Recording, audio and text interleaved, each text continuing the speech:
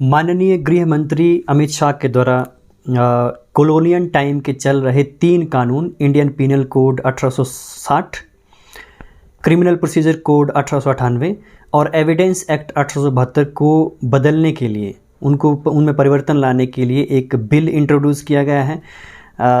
ये काफ़ी ऐतिहासिक बिल है और इसके बारे में हम चर्चा करेंगे।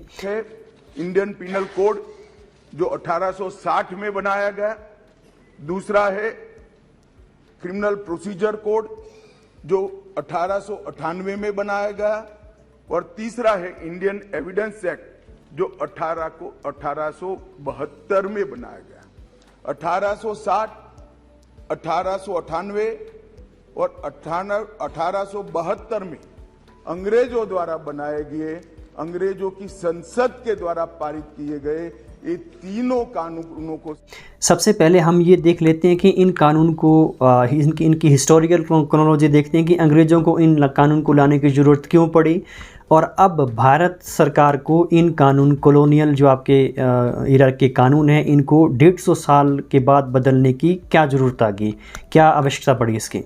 हिस्टोरिकल लेवल हैं तो आपके भारत के ब्रिटिश इंडिया के फर्स्ट लॉ कमीशन जिसको लीड कर रहे थे टीवी मैकॉले, उन्होंने अंडर चार्टर एक्ट 1833 के तहत आपका ये आईपीसी को ड्राफ्ट किया और गवर्नर जनरल काउंसिल के सामने 1837 में उन्होंने प्रस्तुत किया। इस ड्राफ्ट को उन्होंने रिवीजन के लिए कहा। उसके बाद फाइनली 1850 में ये रिवाइज़ करके ड्राफ्ट जो था वो तैयार हो लेजिस्लेटिव काउंसिल के सामने प्रस्तुत किया गया।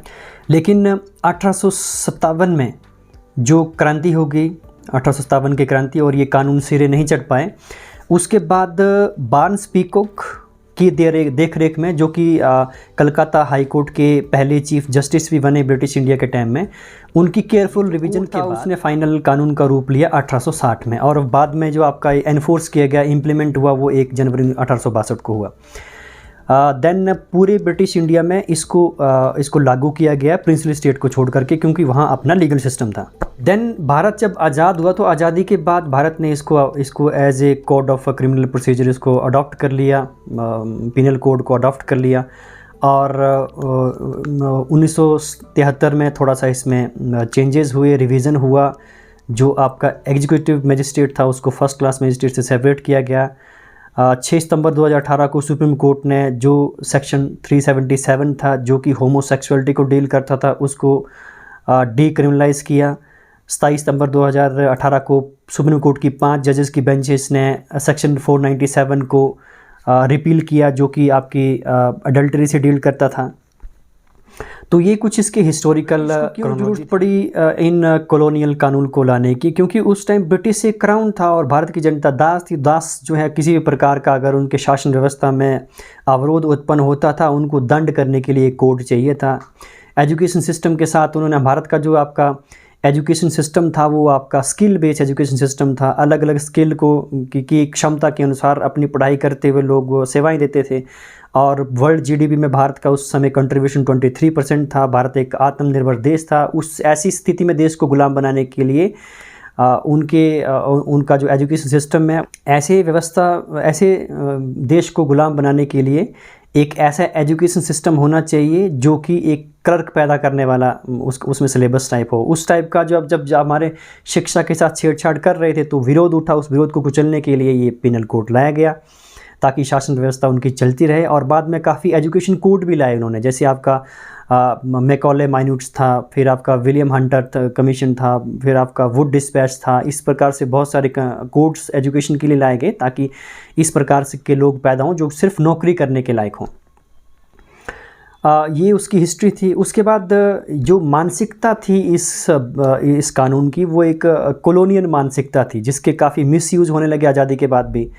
और जो विक्टिम था वो सफ़र होता था। डेट के तारीख के ऊपर तारीख पढ़ना, जुडिशरी में समय के अनुसार टाइम बाउंड मैटर में न्याय न मिलना। कई बार जो विक्टिम था वो मर जाता था, उसके बाद उसका फैसला होता था। पुलिसिंग में पुलिस थाने जाने में लोग जो कतराते थे क्योंकि कानून धाराएं डरते थे कि कोई ऐसी धारा लग जाए उनका मिसयूज होकर के उनको प्रताड़ित न किया जा सके। इन सारी मंशाओं को देखते हुए भारत सरकार ने जो अब आज़ाद हैं, जो भारत के नागरिक हैं, उनको समय के अनुसार टाइम बाउंड मैटर में पारदर्शिक तरीके से एक विजिबल जस्टिस डिलीवर हो, उसकी पहल करते हुए ये इनको परिवर्तन करते हुए आज की परिस्थिति के अनुसार टेक्नोलॉजी का भरपूर यूज़ करते हुए इस बिल को प्रस्तुत किया है। ऐसा नहीं हुआ है कि ये बिल रातों रात आ गया है, सरकार का रात को मन किया सुबह बिल प्रोड्यूस कर दिया। बहुत काफ़ी सालों से, 4-5 सालों से, 2018-19 से चीफ मिनिस्टर जो हैं डिफरेंट स्टेट के, उनके साथ चर्चा करते हुए, वो राज्यपाल, जितने भी गवर्नर हैं, आपकी लॉ कमीशन है, बार काउंसिल से जुड़ी जितनी भी संस्थाएं हैं, एकेडमिक्स जितना भी है इसमें, चीफ जस्टिस हाई कोर्ट के, सुप्रीम कोर्ट के जस्टिस को, चीफ जस्टिस को, जजों को, इनके साथ चर्चा करते हुए सारा का सारा इसकी ड्राफ्टिंग की है। इन सभी संस्थाओं को, एकेडमिक्स को, एक्सपर्ट को मद्देनज़र लेते हुए, इनके सुझाव को लेते हुए ये आपका बिल का ड्राफ्ट तैयार किया गया है, ताकि जो आपका विक्टिम है, जो आपकी न्याय व्यवस्था है, जो आपके जुडिशियल सिस्टम है, लीगल सिस्टम है, उसमें विक्टिम को कम समय में पारदर्शी तरीके से न्याय मिल सके। मैंने अगस्त 2019 में ही देश के सारे हाईकोर्ट चीफ जस्टिस को पत्र लिखा था, सर्वोच्च अदालत के सारे न्यायाधीशों को लिखा था, देश की सारी लॉ यूनिवर्सिटी को पत्र लिखा था।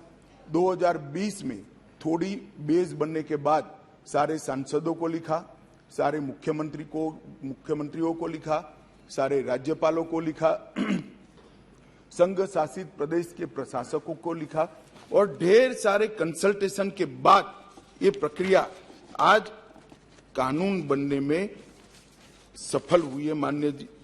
ठीक है। और वर्तमान अगर हम इसके पहले का स्वरूप देखें तो इसमें टोटल आपके जो आईपीसी 1860 है उसमें 511 सेक्शन थी, 23 चैप्टर थे, और 23 चैप्टर में हम डिटेल में नहीं जाएंगे। इसमें पहले 5 चैप्टर जो से वो आपके जनरल मैटर को डील करते हैं, 6 से 15 चैप्टर जो हैं वो आपके पब्लिक मैटर का और related to individual and state उसको डील करते हैं। चैप्टर 16 से लेकर 22 तक आपके क्रिमिनल ऑफेंसेस को डील करते हैं।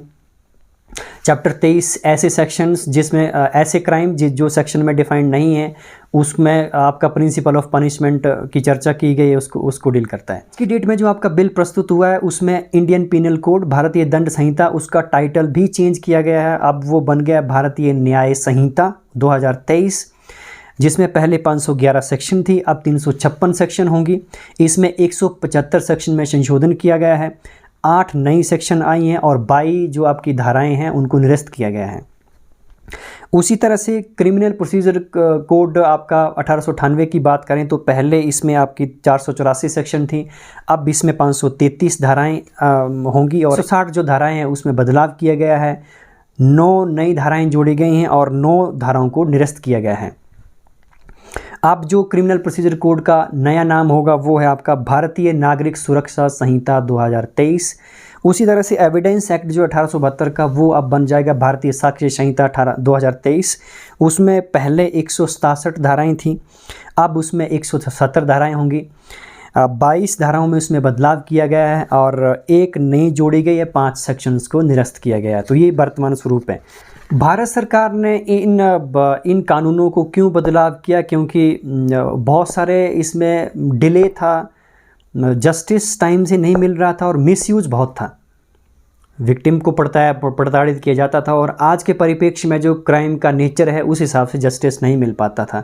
जैसे जितनी भी फ्री स्पीचेस की धाराएं आपकी 153A, 153B, आपकी 295A है जिसमें आप किसी रिलीजियस बिलीफ को इंसल्ट करना, फिर 505 है र्यूमर्स के रिगार्डिंग धाराएं हैं, तो इसका बहुत मिसयूज़ होता था। ठीक है। बड़े बदलाव जो इसमें किए गए हैं वो आपके एक तो आपके टाइम बाउंड जजेस की अकाउंटेबिलिटी, पुलिसिंग की अकाउंटेबिलिटी की है, और आईटी इंफॉर्मेशन टेक्नोलॉजी को इसमें इंट्रोड्यूस किया है। पहले तो जो आपके जजेस हैं उनको टाइम बाउंड मैटर में जो है वो आपका विदिन 3 ईयर फैसला सुनाना पड़ेगा। जो पुलिसिंग है, अगर वो सर्च, जैसे आपका सर्च का राइट लेता है अगर पुलिस, तो वो उसको लाइव रिकॉर्डिंग करनी पड़ेगी, लाइव करना पड़ेगा वीडियो, ताकि जो आपके एविडेंस है उसके साथ छेड़छाड़ ना हो। फिर आईटी को इंट्रोड्यूस किया, जितना भी आपका व्हाट्सएप है, टेक्स्ट मैसेज है, कॉल हिस्ट्री है आपकी, देन आपका ईमेल है, इन सबको एविडेंस में इंक्लूड किया जाएगा, इसको साक्ष्य के रूप में प्रस्तुत किया जाएगा। सबसे ज़रूरी बात जो फॉरेंसिक को इसमें कंपलसरी कर दिया गया। 7 साल और उससे ऊपर जितने भी ऐसे क्राइम हैं जहां सज़ा 7 साल से ऊपर है, वहां पे फॉरेंसिक टीम का होना इसमें कंपलसरी कर दिया गया है। फॉरेंसिक टीम जो साक्ष्य क्राइम सीन पर आकर के अपने एविडेंस कलेक्ट करेगी, उसके बाद पुलिस अपनी कार्रवाई करेगी, तो इसमें पुलिस को भी हेल्प मिलेगी। दूसरा, इसमें वीडियो कॉन्फ्रेंसिंग इंट्रोड्यूस किया गया है कि जो आपका विक्टिम है, वादी प्रतिवादी हैं, वो अपना कोर्ट को जो थ्रू वीडियो कॉन्फ्रेंस अटेंड कर सकते हैं। पहले इसमें व्यवस्था की गई थी, अभी लॉकडाउन के टाइम में इसमें व्यवस्था की गई, लेकिन अब ये कानून बना दिया गया है कि अगर कोई बहुत दूर है कोर्ट से तो आ नहीं सकता हो, सक्षम नहीं है, तो वो आपका डिस्टेंस मोड में वीडियो कॉन्फ्रेंसिंग के थ्रू कोर्ट को अटेंड कर सकता है। उसके बाद जो आपके एविडेंस में ओरल सबमिशन को भी इंक्लूड किया गया है। जो आपकी ओरिजिनल डॉक्यूमेंट की आपकी कोई फोटोकॉपी है, उसको भी सेकेंडरी एविडेंस के तौर पे इस पे इंक्लूड किया गया है। लव जिहाद, कोई नाम अपनी पहचान छुपा करके कोई आपका साहिल मोहम्मद है, वो अपना नाम मिंटू या पिंटू करके किसी लड़की को बरगला करके अगर वो उसमें रेप करता है, उसका मर्डर कर देता है, उसको अटैची में पैक कर देता है काट के, या फ्रिज में बंद कर देता है, तो उस प्रकार के क्राइम को भी जघन्य श्रेणी में रख करके इसमें सज़ा का प्रावधान है। मॉब लिंचिंग है, आपका लव जिहाद हो गया, ये इसको इंक्लूड किया गया है। सेडिशन जो था पहले, उसका मिसयूज़ होता था स्टेट गवर्नमेंट के द्वारा, अब उसको स्टेट गवर्नमेंट के दायरे से बाहर करके अब उसको, पहले उसका था कि offence against any government of India था, अब उसमें एनी गवर्नमेंट को हटा करके जो है गवर्नमेंट ऑफ इंडिया या यूनियन गवर्नमेंट भारत सरकार रखा गया, ताकि अब दायरा जो केंद्र सरकार तक इसका सीमित रह गया। पहले 3 साल की सज़ा थी, अब 7 से 10 साल और आगे का भी इसमें प्रावधान किया गया है। दूसरा इसमें है कि जो आपके बेल्स के प्रोविज़न हैं, जो बेल्स हैं वो अंडर ट्रायल जितने भी हैं उनको उन केसेस में बेल ऑटोमेटिक कर दिया गया है, और जो फर्स्ट टाइम ऑफेंडर है उसमें नरमी दिखाई गई है, जो आपकी रिपीटेड ऑफेंडर है उनमें सख्ती दिखाई गई है। जैसा कि आप जानते हैं कि जो 80% देखा जाए तो भारत की जेल में जो लोग हैं वो अंडर ट्रायल हैं, तो इसमें उनको राहत मिलेगी। और दूसरा, पुलिस में जो आपका गाड़ी वगैरह जब्त होती थी, कोई क्राइम करता है उसमें गाड़ी इन्वॉल्व थी तो गाड़ी सड़ती, आपने देखा होगा गाड़ी पुलिस स्टेशन के अराउंड जो है वो सड़ती रहती थी, जब तक आपका फैसला नहीं आता गाड़ी को आप ले नहीं जा सकते थे। तो अब क्या हो गया है कि जो भी क्राइम सीन में गाड़ी यूज़ हुई है किसी भी क्राइम में, उसकी पूरी प्रॉपर वीडियो रिकॉर्डिंग, उसका सारी डिटेल्स को नोट करने के बाद उसका चेसी नंबर, उसका नंबर कितना चली है, कौन सा मॉडल है, ये सारी डिटेल को रिकॉर्ड करने के बाद उस गाड़ी को आप ले जा सकते हैं। तो इससे भी काफ़ी राहत मिली है। अंग्रेज़ों ने क्या किया था कि जो आपके जितने जघन्य अपराध थे उनको लास्ट में रखा था। जैसे उनके रिगार्डिंग जो अगर कोई खजाने को लूटता है या किसी सरकारी अधिकारी के खिलाफ कोई अटैक करता है, उसको पहली श्रेणी में रखा था, क्योंकि उनको अपना शासन चलाना था। और बाकी कोई भारतीय लोग आपस में लड़ते मरते झगड़ते, कहीं रेप होता महिला का, तो उसको उन्होंने प्रायोरिटी में बहुत नीचे रखा था। तो अभी क्योंकि अब जो भारत सरकार है, सिटीजन है, तो उनकी प्रायोरिटी में जघन्य अपराध क्या, सबसे पहले आपके बच्चों और महिलाओं के अगेंस्ट कोई आपका ऑफेंस होता है, रेप होता है माइनर का, या इस प्रकार की चीज़ होती है, उसको पहली श्रेणी में रखा गया है। फिर इंडिविजुअल के खिलाफ कोई हत्या का है, उसको दूसरे उसमें रखा गया प्रायोरिटी में। तो इस प्रकार से प्रायोरिटी में जो जघन्य अपराध हैं उसमें प्रायोरिटी को भी चेंज किया गया है। पूरी प्रोसेस का जो है वो आपका डिजिटाइजेशन के बारे में इसमें कहा गया है कि आपका जितने भी आपके कोर्ट की प्रोसीडिंग होगी वो पूरी डिजिटल होगी। हालांकि हाई कोर्ट वगैरह में तो अभी थोड़ा बहुत फॉलो कर रहे हैं, लेकिन ट्रायल्स कोर्ट जो है वहाँ पे इसको ये इम्प्लीमेंट हो जाएगा, वहाँ कम होता है। तो डिजिटाइजेशन करने के कारण जो है वो आपकी न्याय मिलने में टाइम कम लगेगा, और जो तारीख पे तारीख मिलती है उससे छुटकारा मिलेगा।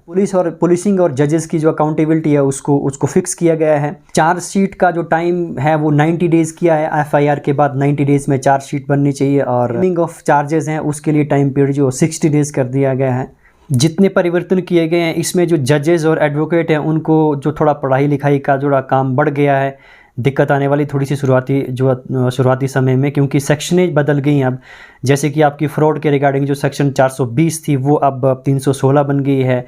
मर्डर के रिगार्डिंग जो आपकी सेक्शन 302 थी वो अब 101 बन गई है। और जो आपकी कर्फ्यू के रिगार्डिंग सेक्शन 144 थी वो अब आपकी 187 बन गई है। तो शुरुआती समय में जो है वो थोड़ा जैसा दिक्कत आएगा, पढ़ाई लिखाई करनी पड़ेगी। और इस नए कानून में ऐसे भी प्रावधान है कि दोनों सेक्शनों को ग्रेस पीरियड दिया जाएगा, उस टाइम तक इनको यूज़ कर सकते हैं, सो दैट थोड़ा दिक्कत ना हो जजेस के लिए या एडवोकेट के लिए, इसमें परेशानी ना हो, जो आपका सिस्टम है वो आपका स्मूथली चले। ओवरऑल अगर हम देखें तो इसमें जो लोकसभा में बिल इंट्रोड्यूस किया है भारत सरकार ने, उनका इंटेंशन यही है कि जो पीड़ित है, जो आपका विक्टिम है, उसको कम समय में जो है वो आपका विजिबल जस्टिस डिलीवर हो, वो जुडिशरी में, कोर्ट में जाने से या पुलिस में पुलिस के खिलाफ जो उसकी नेगेटिव छवि बनी हुई है, जो प्रताड़ना सहन करता था लंबे समय तक, उसको जस्टिस नहीं मिलता था, उसमें बहुत रिवॉल्यूशनरी चेंजेस आएंगे। अगर ये फाइनली अभी लोकसभा में इंट्रोड्यूस होने के बाद ये स्टैंडिंग कमेटी के पास गया, वहाँ पे सभी दल के सदस्य हैं, वहाँ पे सार्थक चर्चा के बाद जितने भी हमारे लॉ कमीशन है, बार काउंसिल है और आपके ये वकीलों के रिगार्डिंग जितनी भी संस्थाएं हैं, ये जितने भी आपके लॉ यूनिवर्सिटीज़ कॉलेजेस हैं, एक्सपर्ट हैं, सबसे इनपुट आएंगे, इसमें चर्चा होगी और फाइनल जो आपका ये ड्राफ्ट है, ये फाइनल जो है वो क्या स्वरूप लेता है, विंटर सेशन तक ये लगभग कानून का रूप ले सकता है, तब ये देखने वाली बात होगी। लेकिन ये भारत सरकार के द्वारा जो है वो काफ़ी रिवोल्यूशनरी जो स्टेप, ऐतिहासिक निर्णय लिया गया है और ये इसमें जो आपकी न्याय व्यवस्था है, जो आपकी जुडिशरी है और जो लीगल सिस्टम है, उसमें जो विक्टिम है उसके विक्टिम के नज़रिए से न्याय मिलने में आपकी तेज़ी होगी और न्याय व्यवस्था जो और सुदृढ़ होगी और भारत में जो लॉ एंड ऑर्डर है वो और मेंटेन। अगर लॉ एंड ऑर्डर जो है वो पारदर्शिक और इतना हाईटेक और इतना क्विक हो जाएगा तो उसके कारण जो भारत की सभी आपके विश्व में वो भी सुधरेगी और इन्वेस्टमेंट और पूरी की पूरी आपकी सोशियो इकोनॉमिक डेवलपमेंट जो है उसके ऊपर सार्थक असर पड़ेगा। तो आने वाले समय में हम देखेंगे कि फाइनल इसका जो अधिनियम का रूप किस प्रकार से लेता है। आगे आने वाले समय में हम और इसमें डिटेल में चर्चा करेंगे। जितना मेरा लिमिटेड अंडरस्टैंडिंग था उसके अकॉर्डिंग मैंने आपको ये इन्फॉर्मेशन रखी। आई होप आपको इसमें काफ़ी जानकारी मिलेगी और आप कमेंट बॉक्स में अपने सुझाव दे सकते हैं। Thank you so much.